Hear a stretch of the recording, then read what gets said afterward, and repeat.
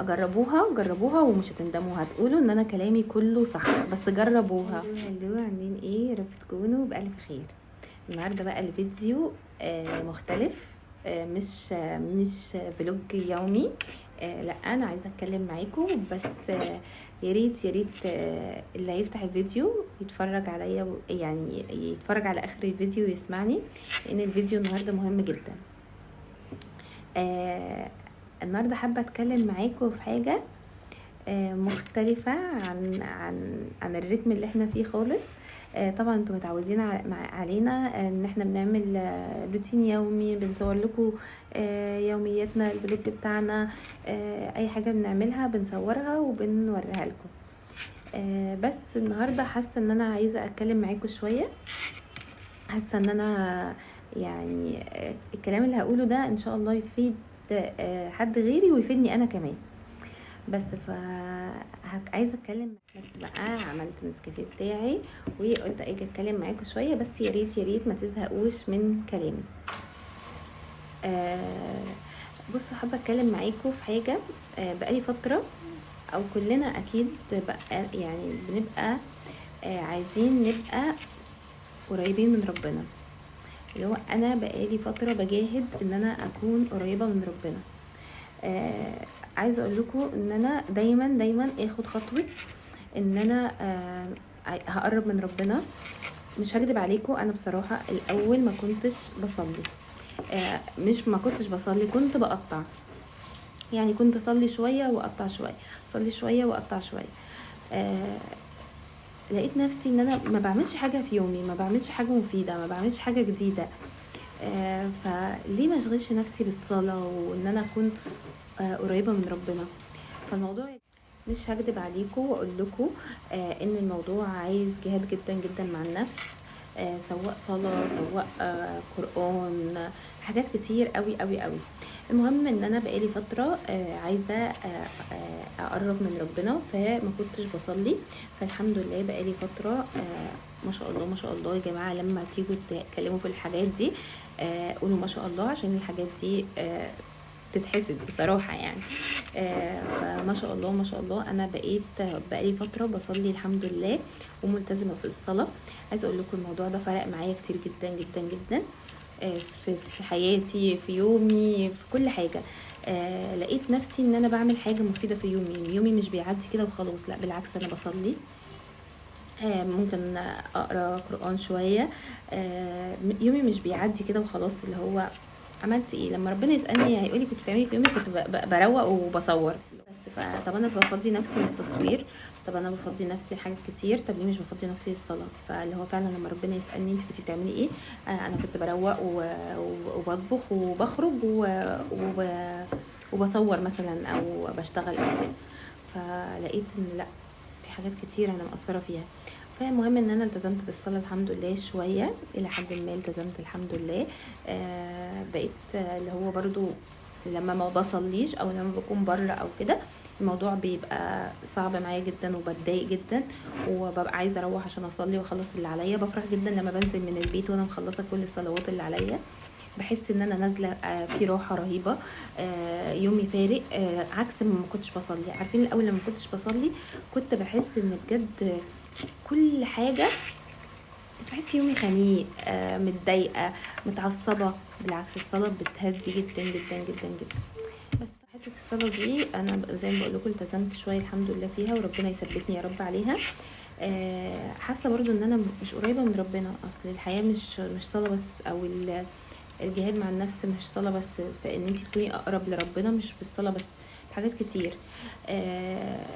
فانا حابه اقول لكم الحاجات دي، وحابه ان انا ان شاء الله باذن الله اجي كده بعد وقت شويه كده تلاقوني ان انا الحمد لله يعني بقول لكم ان انا الحمد لله التزمت بالحاجات دي وبقيت بعملها. زي ايه؟ زي الصدقه، الاطعام. يا جماعه الاطعام ده او الصدقه عامه دي ما انتوش متخيلين دي حاجه كبيره ازاي. حاجه بتفرق جدا جدا جدا جدا في حياتكم. والله انا قعدت فتره بعمل اطعام، ما اقولكوش على الرزق والخير اللي كان موجود الحمد لله. بس بقالي فتره مش بعمل، فان شاء الله ارجع اعمل تاني. فادعوا لي ان انا ان شاء الله ارجع اعمل اطعام تاني. وهصور لكم وانا بعمل اطعام، مش عشان اجهر بكده اللي هو يعني حاجه اللي هو كرياء او كده، لا، علشان انا لما بفتح فيديوهات والاقي الناس عامله اطعام بتشجع جدا جدا جدا، وبجد الموضوع بيفرق معايا جدا. بالعكس انا لما بلاقي حد عامل اطعام ومصور بحس ان لا، هو بيديني دافع. عكس يعني لما بلاقيش فيديوهات للاطعام وكده بنسى، او يعني مش بنسى، بس اللي هو ممكن الموضوع بيكون يعني منسي شويه بالنسبه لي. بس اول ما بلاقي حد عامل اطعام وطرق الاطعام اصلا في طرق كتير جدا جدا جدا، مجرد ما تطعموا شخص واحد كانكم بصوا يعني هي مش بالكميه، اعملوا على قد ما تقدروا.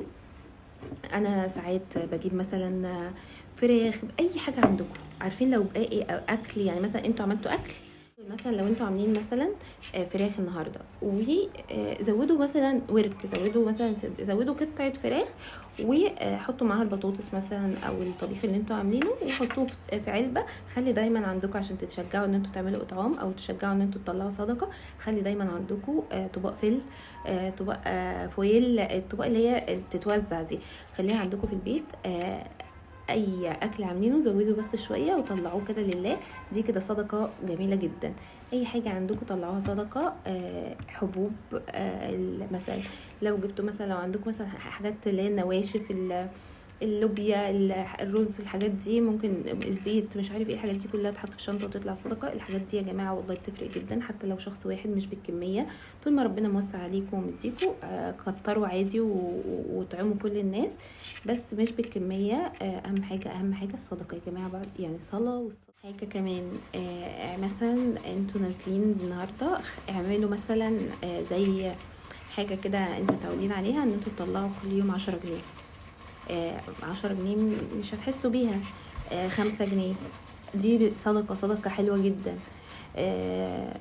اعملوا مثلا ان انتوا كل شهر لازم يطلع من مرتبكم مثلا صدقة. دي حاجات لازم، دي حاجات احنا متعودين عليها من زمان لازم نعملها. ما ينفعش ان احنا نكون بنقبض كده والقبض بيروح هباء، لا، لازم نطلع منه جزء صدقة. فيا جماعة بجد الصدقة بتفرق قوي وبتطول العمر وبتوسع الرزق، وليها حاجات كتير جدا. ادخلوا واكتبوا عن عوائد الصدقة علينا، فبجد بتفرق جدا. وجربوها ومش هتندموا، هتقولوا ان انا كلامي كله صح، بس جربوها. بس دي بقى يا جماعة، دي الحاجات اللي بنحاول نجاهد فيها مع ربنا. وعايزه اقول لكم ان الحاجات دي بتخلي في صله ما بيننا وما بين ربنا. الصلاه، الصدقه. حاجات تانية بقى شخصيه شويه، زي ان انا نفسي اغير طريقه لبسي، نفسي يبقى لبسي يرضي ربنا. حاجات كتير، يعني حاجات كتير في شخصيتي نفسي تتغير. نفسي اقعد ابطل نميمه عن الناس.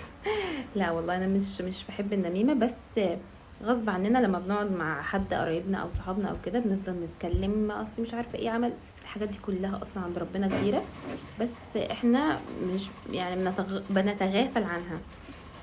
فنفسي ابطل كده جدا. ايه تاني؟ حاجات كتير نفسي ان انا اغيرها في شخصيتي. انا متاكده ان هي يعني بالنسبه الحاجات دي طبعا مش يعني بالنسبه لربنا اكيد ليها حساب، وربنا طبعا غفور رحيم. انا برضو مش عارفه. ساعات بحس ان في حاجات صغننه جدا هنتحاسب عليها، وساعات بحس ان ربنا يعني غفور بينا. بس يا جماعه احنا بنجاهد مع نفسنا على قد ما بنقدر. القرآن يا جماعة بجد، القرآن حاولوا ان انتوا على قد ما تقدروا ما تجهروش القرآن، ما ينفعش ان احنا نهجره. لازم على الاقل بعد الصلاة مثلا نفتح كده نقرا شوية، قاعدين فاضيين نفتح نقرا شوية. فدي حاجات اساسية ما ينفعش ان احنا نتغافل عنها. فان شاء الله باذن الله ربنا يقربنا ويقربني ويقربكم جميعا لربنا. انا عارفه ان انا لبسي الحمد لله في يعني غير الاول خالص، بس عليكم واقول لكم ان انا كنت يعني ان انا بلبس بقى لبس بيرفكت وكده، لا، انا ساعات بخرف شويه، بس اهم حاجه الانسان يكون لوام. اهم حاجه يا جماعه تلوموا على نفسكم، ما تسيبوش نفسكم للدنيا وخلاص. لا، انا عايز، انا اللي بعمله عايز.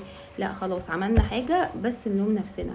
ما ينفعش ان انا اكون بعمل الغلط وافضل متماديه فيه. لا، احنا عارفين الصح من الغلط، واكيد اكيد اكيد احنا اتربينا على، يعني كل واحد اتربى على حاجه في ديانته.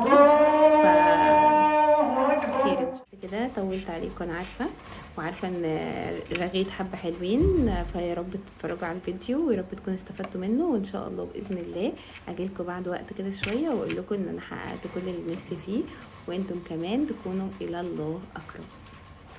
بس كده. لو عجبكم الفلوج او عجبكم الفيديو عامه، اكتبوا لي في الكومنتات. ما تنسوش تكتبوا لي في الكومنتات وتقولوا لي، وان شاء الله لينا حلقه تاني مع بعض، او لينا فيديو تاني مع بعض، واحنا بنتكلم على كل حاجه اكتر واكتر. يعني هقرا وهتكلم معاكم اكتر. باي باي.